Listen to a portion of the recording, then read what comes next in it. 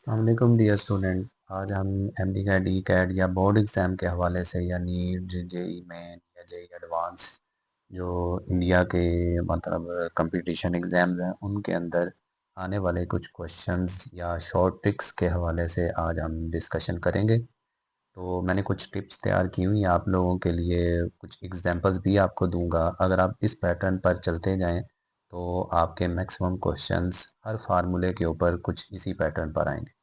Numerical base what ever जो भी होगा मैं पूरी डिस्कशन इंशाल्लाह आप लोगों के साथ शेयर करूंगा। तो सबसे पहले है कि हमारे पास एक क्वांटिटी की वैल्यू बढ़ने से दूसरी क्वांटिटी पर क्या असर होगा। मतलब अगर एक क्वांटिटी को हम बढ़ाएं या घटाएं तो दूसरी क्वांटिटी की वैल्यू पर क्या फ़र्क पड़ेगा, वो ज़्यादा होगी, कम होगी, क्या होगी।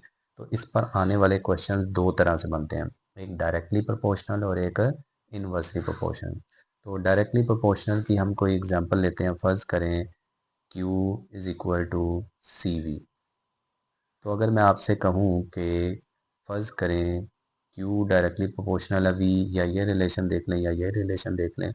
तो अगर मैं आपसे कहूँगा कि अगर कैपेसिटर की प्लेटों पर चार्ज स्टोर हो रहा है ज़्यादा, यानी चार्ज इंक्रीज़ कर रहा है, तो हमारा पोटेंशियल भी क्या होगा, वहाँ पर इंक्रीज़ करेगा। इसी तरह से बच्चों ओहम लॉ ले लेते हैं। I इज़ इक्वल टू क्या होगा, V ओवर R। तो अगर हम यहाँ से ये रिलेशन भी देख लें V is equal to I R, तो दोनों के हवाले से ही डिस्कशन हो सकती है। तो अगर मैं आपसे कहूँ कि पोटेंशियल डिफरेंस बढ़ रहा है तो हमारा करंट भी बढ़ेगा, ज़ाहिर सी बात है, क्योंकि ये डायरेक्टली प्रोपोर्शनल है। तो अगर मैं यहाँ पर बच्चों कहूँ कि आई इज़ इक्वल टू क्या होगा, V ओवर आर। तो मैं अगर आपसे कहूँ जी कि मेरी रेजिस्टेंस बढ़ रही है तो बताएं करंट पर क्या फ़र्क पड़ेगा, तो आप कहेंगे करंट डिक्रीज़ करेगा क्योंकि ये इन्वर्सली प्रोपोर्शनल है। इसी तरह से इलेक्ट्रिक पोटेंशियल का फार्मूला होता है के क्यू ओवर आर। तो मैं अगर आपसे कहूँगा कि डिस्टेंस आपका बढ़ रहा है तो बताएं आपका पोटेंशियल क्या होगा, तो आप क्या कहेंगे, कम होगा। इसी तरह से V इज़ इक्वल टू के क्यू ओवर आर। अगर मैं आपसे कहूँगा डिस्टेंस कम हो रहा है तो बताएं पोटेंशियल क्या होगा, तो आप बताएंगे ज़्यादा होगा। इसी तरह से बच्चों और भी हमारे पास इन्वर्सली प्रोपोर्शन की एग्जांपल्स हैं। कोई भी फार्मूला पकड़ लें वहाँ पर हम इसको डिस्कस कर सकते हैं। तो अगर मैं एक्सेलेरेशन डिस्कस करूँ तो ये क्या होता है, एफ ओवर एम। अगर यहाँ पर हमारी बच्चों फोर्स कांस्टेंट हो तो हमारा जो मास होगा जब इंक्रीज़ करेगा तो बॉडी का एक्सेलरेशन क्या होगा, कम होगा। इसी तरह से अगर हम फोर्स को कांस्टेंट मानते हुए हम कहें जी ऑब्जेक्ट का मास कम है, बताएं उसमें एक्सेलरेशन क्या होगा, तो आप क्या कहेंगे, ज़्यादा होगा। और यही प्रिंसिपल बच्चों सेट जो हमारे रॉकेट लॉन्च करते हैं उस दौरान हमारा रॉकेट अपना काम करने के बाद उसके पार्ट को हम डिस्कार्ड कर देते हैं, वो उतर जाता है तो उसका एक्सेलरेशन बढ़ जाता है। इसी प्रिंसिपल पर हम रॉकेट को काफ़ी दूर तक मूव करवा लेते हैं। इसी तरह से डायरेक्टली प्रोपोर्शनल की अगर हम मज़ीद एग्जांपल लें तो हमारे पास आ जाएगा E इज़ इक्वल टू के क्यू ओवर आर स्केयर। मैं अगर आपसे कहूँ जी कि मैंने चार्ज को इंक्रीज़ किया है कैपेसिटर की प्लेटों पर या किसी भी जगह पर चार्ज की मैग्नीट्यूड को इंक्रीज़ किया है तो ज़ाहिर सी बात है इलेक्ट्रिक फील्ड भी इंक्रीज़ करेगी। इसी तरह से हमारे पास मज़ीद आ जाता है कि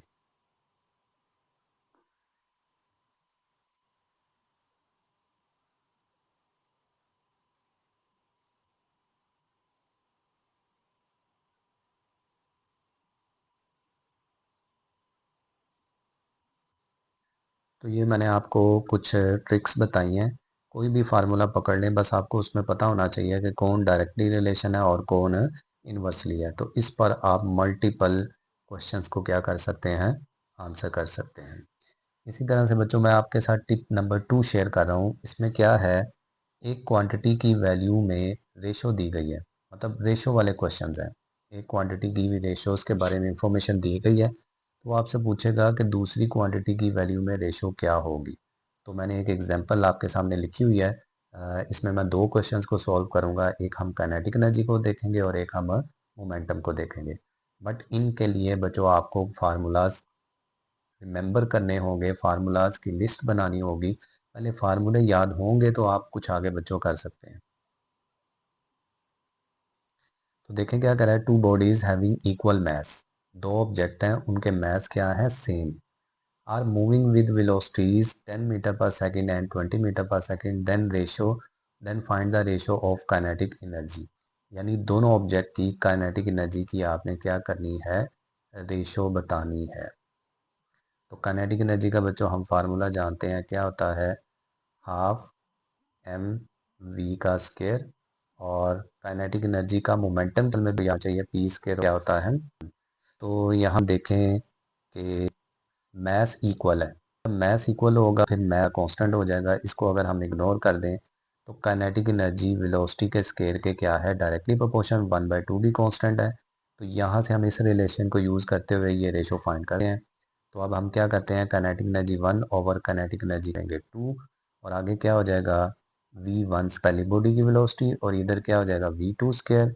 अगर आप स्केयर को 1 लेना चाहते हैं तब भी ठीक है, अगर नहीं लेना चाहते तो तब भी ठीक है, डिपेंड करता है आपके ऊपर। बच्चों मैं यहाँ पे पुट करूँ, पहली वेलोसिटी है 10 मीटर पर सेकेंड पहले ऑब्जेक्ट की, दूसरे ऑब्जेक्ट वेलोसिटी कितनी है 20, और क्या हो जाएगा स्केयर, तो ये क्या हो जाएगा 1/2, 1/2 स्केयर क्या हो जाएगा 1/4। यानी हमारे पास जो ऑब्जेक्ट की काइनेटिक एनर्जी की रेशो होगी वो कितनी होगी 1/4। अब आपने ऑप्शंस दी गई होंगी तो उनमें आपने ये टिक कर देना है। अब अगर बच्चों को मोमेंटम की शक्ल में हो तो मोमेंटम का काइनेटिक एनर्जी के साथ ये फार्मूला है। अगर आपको काइनेटिक के बारे में ना हो, मोमेंटम के बारे में ना हो तो ये, तो अदर हमारे से मोमेंटम फार्मूला लग पी इज इक्वल टू लग रहा है। चूंकि उसने हमें वेलोसिटी दी है तो मैस दोनों का कांस्टेंट है, तो मोमेंटम भी वेलोसिटी होगा सिंगल 1 के प्रोपोर्शनल। तो अगर मैं मोमेंट की रेशो निकालना चाहता हूँ 1/2 तो इक्वल होगा v1/v2। तो v इतना और v2 की 20 बच्चों रेशो होगी वो होगी बाय 2 होगी। अब बच्चों इसमें मल्टीपल मजीद है, अगर आप रिलेशन के दूँ कि उसके हवाले, तो ये हमारा कंप्लीट हो गया है। मजीद मैं इस रिलेशन को कैसे रीअरेंज करता हूँ, आइए और करते हैं। अगर मैं क्रॉस मल्टी करूँ, ये 4 इसके साथ मल्टी हो जाएगा और 1 इस काइनेटिक एनर्जी 2 मल्टीप्लाई होगा, तो एक रिलेशन येगा। मजीद काइनेटिक एनर्जी तरफ से वैल्यू निकल, तो ये 1/4 क्या हो जाएगा, काइनेटिक एनर्जी 2 हो जाएगा। तो ये बच्चों आप मैथमेटिकल जगह आपको आनी है, हमारे एमएससी के थे वो, क्योंकि सारी ही डेरिवेशन का काम होता था ज़्यादा, इसलिए वो कहते थे ये मैथमेटिकल जगलिंग है, ये आप लोगों ने खुद करनी है। यहाँ से बच्चों क्रॉस मल्टीप्लाई करके रिलेशन निकालते हैं, 2 1 इज इक्वल टू क्या होगा पी। अगर मैं P1 की तरफ से रिलेशन निकाल तो ये 1/2 हो जाएगा। तो जो मजीद मैं एक टिप के मैंने एक दूसरी टिप दी है, अगर मजीद आगे काइनेटिक 2 कितनी है, तो अगर मैं बता दूँ तो एनर्जी को काइनेटिक निकाला है, इस तरह से P2 P वाला P2 निकाला जाता है। ये अब मल्टी क्वेश्चन, सिर्फ और सिर्फ मैं इतना यकीन रखता हूँ कि अगर आपको फॉर्मूला जहन है, फार्मूले का लड़ाई करना, लिंक करना, मेरे साथ उसको मतलब लड़ाई करना, उसमें बातें करना, सिंपल बातें, तो ये आपको आंसर देता है। तो कहता हूँ कि आपको ये का पार्ट लगा हो। अगर आप मज़ीद वीडियो देखना चाहें तो मेरे चैनल को सब्सक्राइब करें और अपनी की प्रिवेंट करें।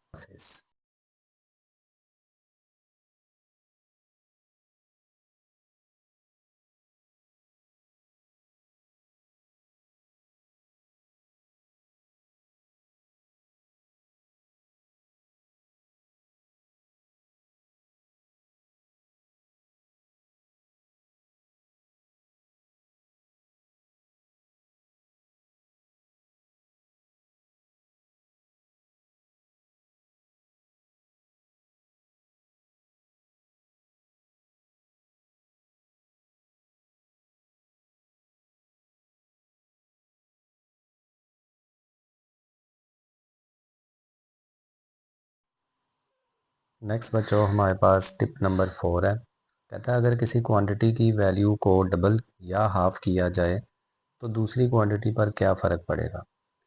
तो इसके लिए मैंने ये वाला जो क्वेश्चन है ये 10th क्लास और फर्स्ट ईयर दोनों के अंदर है। कह रहा है if the length of pendulum is double, pendulum की जो लेंथ है उसको क्या करना है डबल। तो टाइम पीरियड पूछ रहा है कि डबल होगा, हाफ होगा, स्क्वायर रूट 2 टाइम होगा या 1/√2 टाइम होगा। तो इस क्वेश्चन को सॉल्व करने के लिए हम देखते हैं टाइम पीरियड का फार्मूला क्या होता है, 2π√L/g। इसको आप इक्वेशन नंबर क्या कह देंगे 1। अब नया टाइम पीरियड टी प्राइम हो जाएगा जो कि 2πL-g। अब उसने कहा था कि जो नई लेंथ है वो पहली लेंथ का क्या हो जाएगा, डबल। तो टी डैश आ जाएगा 2 pi square root 2l/g। L dash की जगह आपने क्या लगा देना है, 2l। T dash is equal to, जो नई चीज़ आपको क्वेश्चन 1 और इस क्वेश्चन में जो नई चीज़ नज़र आ रही है उसको बाहर निकालें।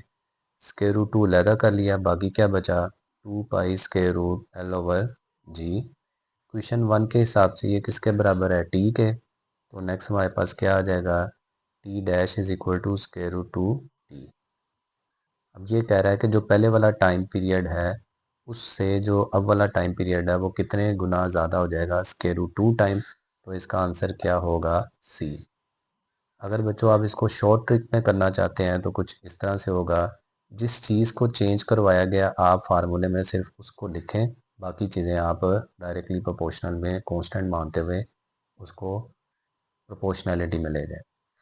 अब आप देखें कि हमारे पास जो नई लेंथ है वो पहली लेंथ के क्या हो जाएगा, स्क्वायर रूट 2 टाइम।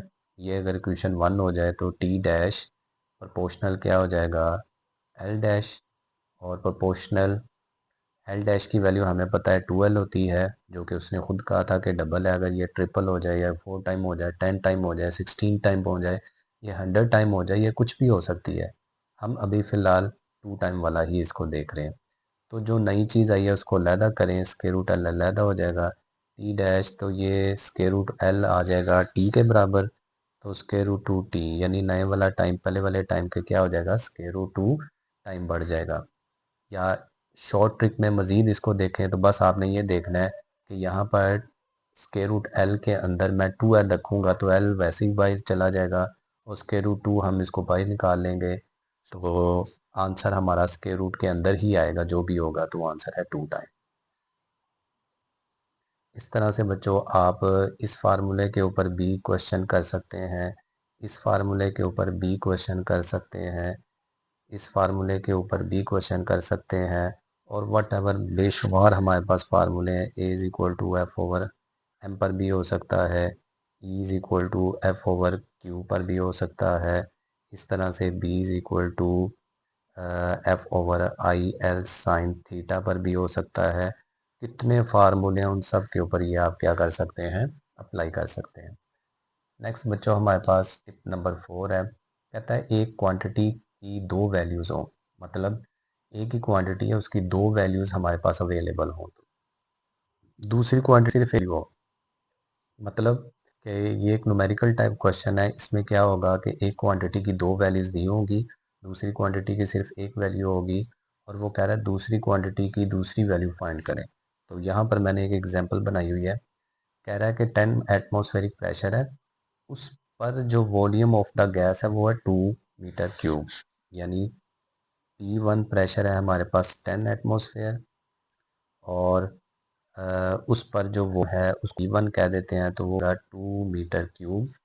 अब वो ऑप्शन कर रहा है, वो कह रहा है इज द इसका मतलब P2 हमने फाइंड है, जब उस प्रेशर पर जो कि हमने फाइंड करना है उस पर वॉल्यूम है 5 मीटर क्यूब। तो यहाँ पर बच्चों आप जानते हैं P और V, यहाँ पर बॉयज़ला लगेगा तो बॉयज़ला होता है PV is equal to constant, और इसकी आपने सेकंड फॉर्म भी याद रखनी है, P1 V1 बराबर क्या होगा, P2 V2। अब यहाँ से आपने क्या फाइंड करना है, P2 V2 को हम इस साइड पर ला के नीचे क्या करेंगे, डिवाइड। अब प्रेशर कितना है हमारे पास, P1 है, वॉल्यूम कितना है हमारे पास 2, और V2 वॉल्यूम कितना था हमारे पास 5। तो प्रेशर बच्चों आ जाएगा आपके पास P2 का आंसर 5 2, और 2 का क्या हो जाएगा 4, तो 4 एटमॉस्फेरिक प्रेशर इसका क्या होगा आंसर। तो यहाँ पर जो आंसर है वो हमारे पास क्या होगा, बी। इस तरह से बच्चों हम मल्टीपल क्वेश्चंस कर सकते हैं। फर्ज करें मैं आपसे कहता हूँ जी F1 मेरे पास है, F2 भी मेरे पास है, A1 मेरे पास है, बट A2 आप क्या करें, फाइंड करें।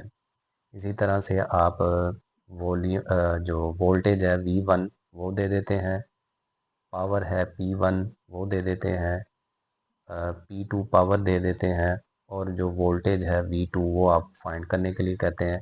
तो इसमें बच्चों आप कौन सा फार्मूला लगाएंगे, F is equal to MA, और इस वाले केस में आप क्या फार्मूला लगाएंगे, P is equal to V square over R, power का ये वाला फार्मूला लगाएंगे। और इस तरह से मल्टीपल क्वेश्चन आप कर सकते हैं, इसको फॉलो कर सकते हैं। चार्ल्स लॉ के, एवोगैड्रो लॉ के ऊपर मल्टीपल इसके क्वेश्चन पर।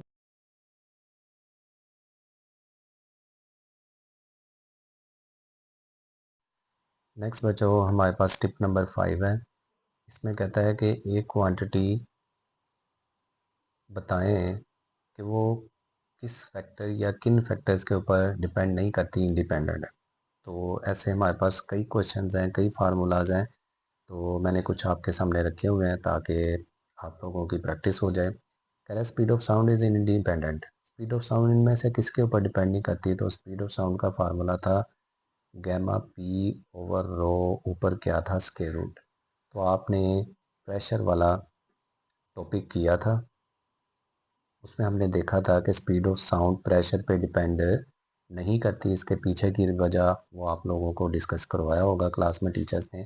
तो इसका है कि प्रेशर के ऊपर डिपेंड नहीं करती। आगे कैपेसिटेंस ऑफ कैपेसिटर किसके ऊपर डिपेंड नहीं करता? तो कैपेसिटेंस के फार्मूले हैं दो। एक है Q ओवर V और एक है C is equal to A epsilon nought epsilon R over D। अब अगर हम इस फार्मूले में देखें तो ना तो चार्ज पे डिपेंड करता है ना पोटेंशियल पे करता है। तो इस वक्त हमारे पास दोनों ऑप्शन है, सी और डी इसके ऊपर डिपेंड नहीं करता। हाँ किस पर करता है? एरिया पर करता है, सेपरेशन पर और मीडियम पर, इन दोनों पर करता है। बट हमारा आज का जो टिप था वो शॉर्ट ट्रिक थी कि वो डिपेंड किस पर नहीं करता। तो इस वक्त दो ऑप्शन है, मैंने आप लोगों के लिए दोनों इसलिए लिखी हैं ताकि आप लोगों को पता लग जाए। उसके बाद है resistance of wire independent of. Resistance किन फैक्टर के ऊपर डिपेंड नहीं करती? तो रेजिस्टेंस का फार्मूला होता है R is equal to V over I. ना वी पे डिपेंड करता है ना आई पे डिपेंड करता है। रेजिस्टेंस हमारी लेंथ पर डिपेंड करती है, एरिया पर डिपेंड करती है और टेम्परेचर पे डिपेंड करती है। बट डिपेंड नहीं करती तो वोल्टेज पे नहीं करती और करंट पे नहीं करती। और इवन ये जो वायर के अंदर हमारे पास डीसी करंट फ्लो करता है तो उसमें फ्रीक्वेंसी का भी फ़र्क नहीं पड़ता। तो ऑल ऑफ दीज हैं। उसके बाद हमारे पास आ जाता है फ्लक्स थ्रू क्लोज सरफेस। ये किसके ऊपर डिपेंड नहीं करती? तो चार्ज पे भी करती है, मीडियम पे भी करती है, बट शेप और ज्योमेट्री पे नहीं करती। ये आप लोगों ने फ्लक्स थ्रू क्लोज सरफेस का फार्मूला निकाला था क्यू ओवर एप्सिलॉन नॉट। वहाँ पर हमने देखा भी था कि वो शेप और साइज के ऊपर, ज्योमेट्री के ऊपर डिपेंड नहीं करती। लास्ट हमारे पास इसी इंडिपेंडेंट क्वांटिटी से रिलेटेड क्या है? स्केप वेलोसिटी किसके ऊपर डिपेंड नहीं करती? तो स्केप वेलोसिटी का फार्मूला था हमारे पास है G 2g m over R square root. और अगर स्मॉल जी की शक्ल में देखें तो 2g कैपिटल आर। तो ये हमारे पास दो रिलेशन हैं। इसमें आपको मैस ऑफ सैटेलाइट नज़र नहीं आ रहा, डैश बाय हमारे पास ये आंसर है। दोनों के अंदर अर्थ का मैस ज़रूर आ रहा है। नेक्स्ट बच्चों हमारे पास आ जाता है टिप नंबर 6 के न्यूमेरिकल टाइप क्वेश्चंस क्या हैं। इनके अंदर टिप्स कुछ भी नहीं है, इसके अंदर बस आपने देखना है कि कौन सा फार्मूला लगा, कौन कौन सी चीज़ें गिवन है और कौन सी चीज़ आपने फाइंड करनी है। फर्ज करें मैं आप लोगों की आसानी के लिए कोई एग्जांपल बना देता हूँ। फर्ज करें मेरे पास है करंट की वैल्यू है 2 एम्पेयर, रेजिस्टेंस की वैल्यू है 4 ओहम। मैं आपसे पूछता हूँ वोल्टेज बताएं कितना है? तो ज़ाहिर सी बात है V इज इक्वल टू क्या होगा? I R. अब इस फार्मूले में दो क्वांटिटी, तीन टोटल क्वांटिटीज़ हैं तो दो मुझे गिवन है, एक चीज़ मैंने फाइंड करनी है। तो करंट है 2, रेजिस्टेंस है 4, तो वोल्टेज कितना होगा? 8 वोल्ट होगा। इसी तरह से अगर मैं आपको चार्ज की वैल्यू बता दूं, हमारे पास कितना है? 2 कूलम। डिस्टेंस मेरे पास है 2 और के की वैल्यू आप जानते हैं 9 10 रेज पर कितनी होती है? 9 न्यूटन मीटर स्क्वायर पर कूलम स्क्वायर। तो अगर मैं आपसे पोटेंशियल के बारे में पूछूं तो हम जानते हैं V इज इक्वल टू के क्यू ओवर आर। तो मैं पोटेंशियल फाइंड करना चाह रहा हूँ, मेरे पास के भी है, क्यू भी है, आर भी है। तो मैं सारी वैल्यू जब लगाऊंगा 9 10 रेज पर 9, चार्ज कितना है 2 और डिस्टेंस भी कितना है 2, कैंसिल हो गया तो सर आ गया 9 10 रेज पर 9 वोल्ट। तो इसे चार ऑप्शंस गिवन होगी, उनमें से आपने आंसर दे के टिक कर देना है। नेक्स्ट आ जाता है rearranging. Find the relation of length of pendulum. अब हमने तो टाइम पीरियड ऑफ पेंडुलम का फार्मूला पढ़ा हुआ है, लेंथ का तो फार्मूला नहीं पढ़ा होगा।